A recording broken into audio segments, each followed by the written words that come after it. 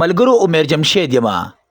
تاسو به کتلی وي چې په سوشل میډیا باندې یو واقعه گردش کوي چې د موسی نومي کس چې تعلق یې د اپر دیر سره او په ملکان یونیورسټۍ کې سبق وي، یعنی د ملکان یونیورسټۍ طالب علم وو. موسی روډ ټریفک اکسیډنټ وکړو. د موسی حالات انتهایی خراب وو چې د وجې نه یې پېښور ته منتقل کو. موسی ته په پېښور کې په آی سی یو کې بیډ نه میلاوېدو په وجه باندې موسی د دې دنیا نه رخصت شو.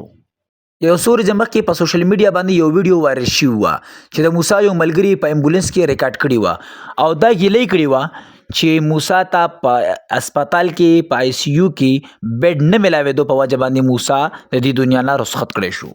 دغه ویډیو د کتو نه بعد زه پخپله هم او ټول پښتانه ډیر زیات خفه شول چې په خیبر پښتونخوا کې په پېښور هسپتال کې په آی سی یو کې داسې بیډ نه و چې هغې کې موسی سملولی وی. یو څو ورځې بعد بیا یو بل خبره مشهوره شوه چې د موسی مرګ دا د رباب د وجه شوی دی. موسی د ملکان یونیورسټۍ طالب علم وو چې ځان سره یونیورسټۍ ته رباب وړی و. رباب ورسره استادانو ګیر کو.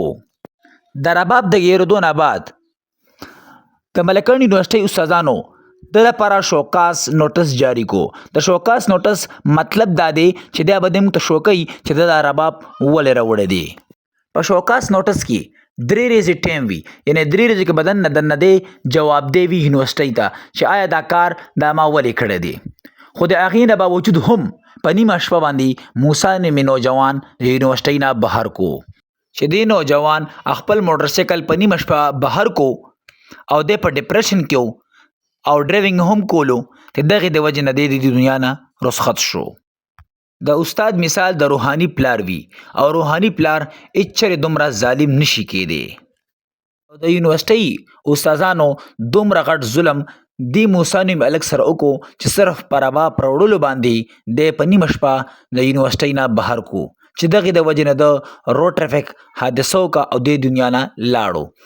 الله تعالی دې هغه ته جنت الفردوس نصیب کړي او لواحقین ته الله پاک صبر جمیل